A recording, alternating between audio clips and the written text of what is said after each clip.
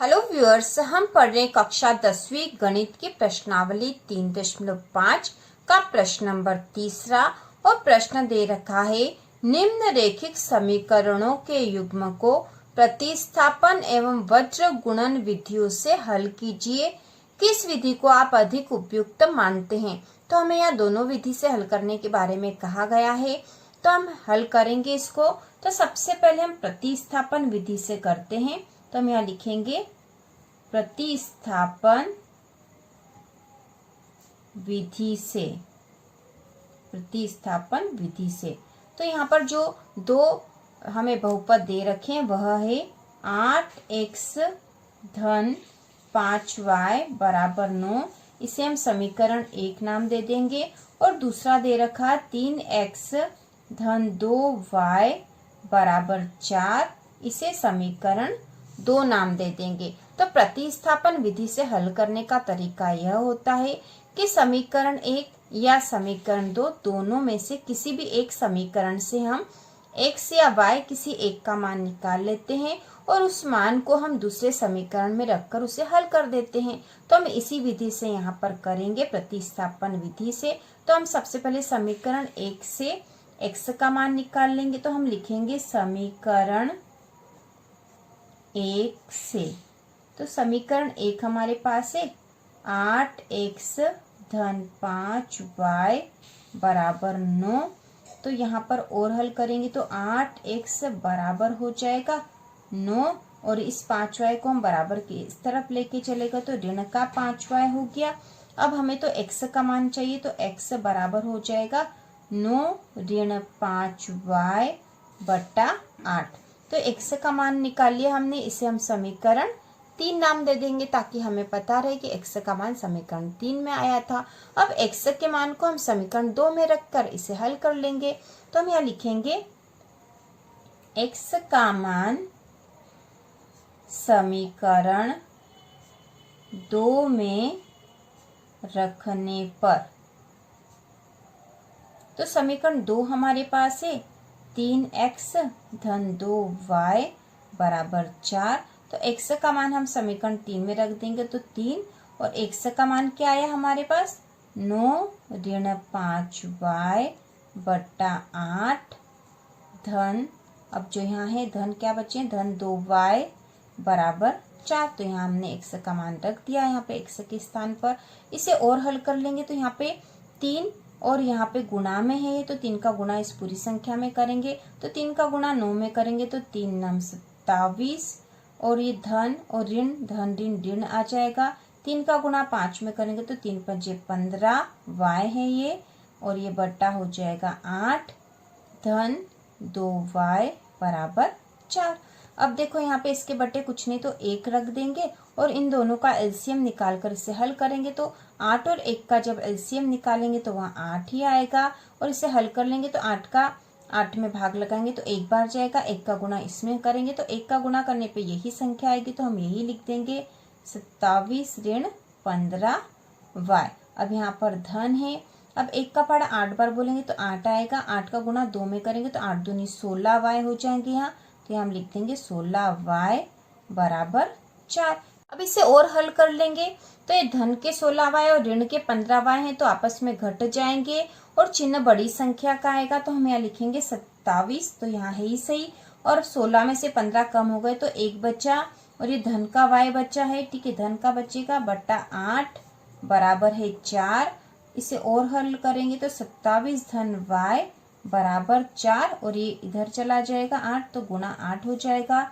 तो यहाँ पे हो जाएगा 27 धन y बराबर 4 8 32 आए हैं।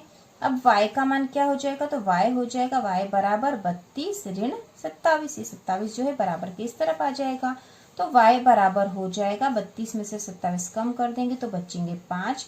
तो y का मान आ गया है 5। अब y का मान हम समीकरण 3 में रख देंगे जिसमें हमने x का मान निकाला था। हम लिखेंगे y का मान समीकरण 3 में रखने पर, समीकरण 3 में रखने पर। तो समीकरण 3 हमने नाम दिया था, x का मान निकाला था तो x का मान आया था x बराबर 9 ऋण 5y 5/8।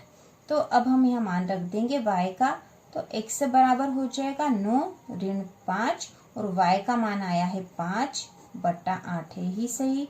तो x बराबर हो जाएगा 9 और देखो ये ऋण का 5, ये 5 का 5 में गुणा है, तो 5 का गुणा 5 में करेंगे तो 25 होंगे और ऋण के हो जाएंगे, तो ऋण के 25/8। अब इसको और हल कर लेंगे तो x बराबर हो जाएगा 25 में से 9 कम कर देंगे तो यहाँ 16 आ जाएंगे, वो भी ऋण के होंगे, ठीक है, क्योंकि ऋण की संख्या बड़ी है।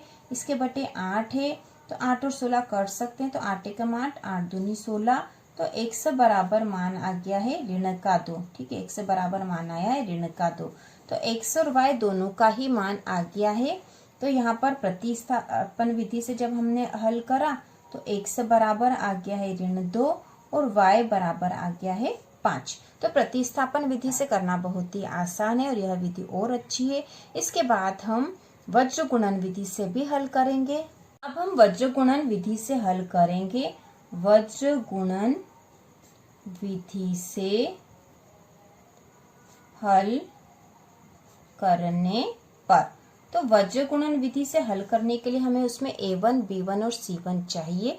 तो हमारे पास जो समीकरण थी इसको देख लेंगे फिर से। 8x धन 5y बराबर 9 और जो दूसरी समीकरण थी वह थी 3x धन 2y बराबर 4।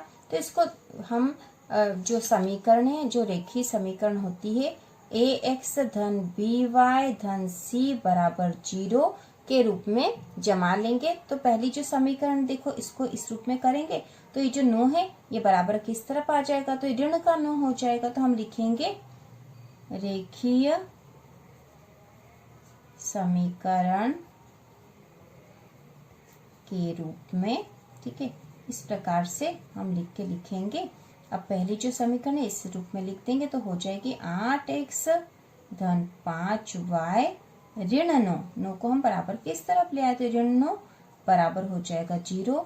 ये समीकरण 1 हो गई है। इसी प्रकार इस समीकरण को भी लिख लेंगे तो 3x धन 2y ऋण 4, ये 4 जो है बराबर किस तरफ आ गया तो ऋण 4 बराबर 0।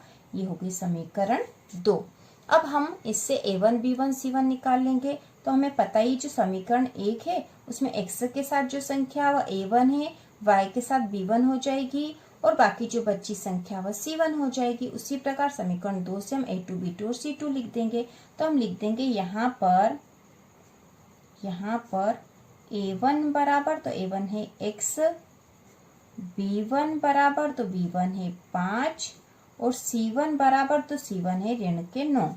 उसी प्रकार a2 बराबर, a2 क्या है 3 है, b2 बराबर तो b2 यहाँ पर है 2 और c2 बराबर तो c2 है ऋण के 4।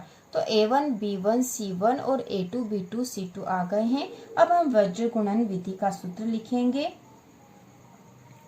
इस प्रकार। सूत्र में रखने पर,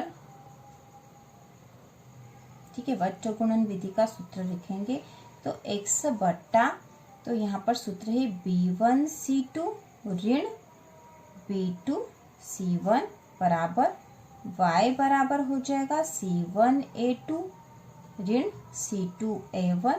तो ये सूत्र आपको याद होना चाहिए वज्र गुणन विधि का और बराबर हो जाएगा यहाँ पर 1 बट्टा a1 b2 ऋण a2 b1। तो यहाँ पर हमने सूत्र रख दिया। आप सूत्र में हम मान रख देंगे तो x बट्टा b1 क्या है, b1 है 5 और c2 है ऋण के 4, फिर ऋण b2 कितना है, b2 है 2 गुणा c1 कितना है, c1 है ऋण के 9 तो ऋण का 9। यहाँ पर हो गया ये बराबर y बटा c1, तो c1 का मान है ऋण 9 और इसके साथ है a2 तो गुणा हो जाएगा a2 मतलब 3, फिर ऋण है, इनको कोष्टक में रख देंगे। अब ऋण है c2, तो c2 का मान है ऋण के 4 गुणा a1, तो a1 है 8 बराबर 1 बटा a1 कितना है, a1 है 8 गुणा b2 है 2 ऋण a2, तो a2 है 3 गुणा b1 है 5। तो इस प्रकार हमने इनके मान रख दिए। इसको हल करेंगे अब हम, तो यहाँ हो जाएगा x बटा 5 का गुणा 4 में करेंगे तो 5 चौक 20 और ये ऋण के आ जाएंगे क्योंकि ऋण का चिन्ह है यहाँ पर।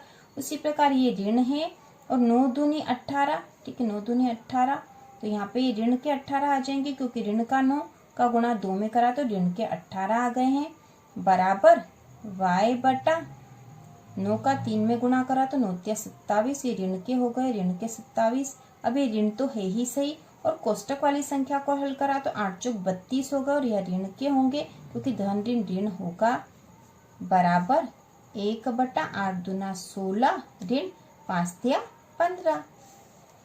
अब इसको और हल कर लेंगे तो हो जाएगा x बटा, अब ये ऋण के 20 है और ऋण का ऋण में गुणा करेंगे तो धन 18 बराबर y बटा ऋण 27 और ऋण का ऋण में गुणा करा तो धन हो गया 32 बराबर 1 बटा 16 में से 15 घटा दी तो 1 बचे। अब इसको और यहाँ पर हल कर लेंगे तो यहाँ पे हो जाएगा x बटा, ये ऋण 20 में से 18 घटाएंगे तो ऋण के 2 बचेंगे क्योंकि बड़ी संख्या ऋण वाली है, बराबर y बटा 32 में से 27 घटा देंगे क्योंकि 32 बड़े हैं, इसमें से 27 कम हो जाएंगे तो यहाँ बचेंगे 5, वो भी धन के होंगे क्योंकि धन की संख्या बड़ी है, बराबर 1 बटा 1।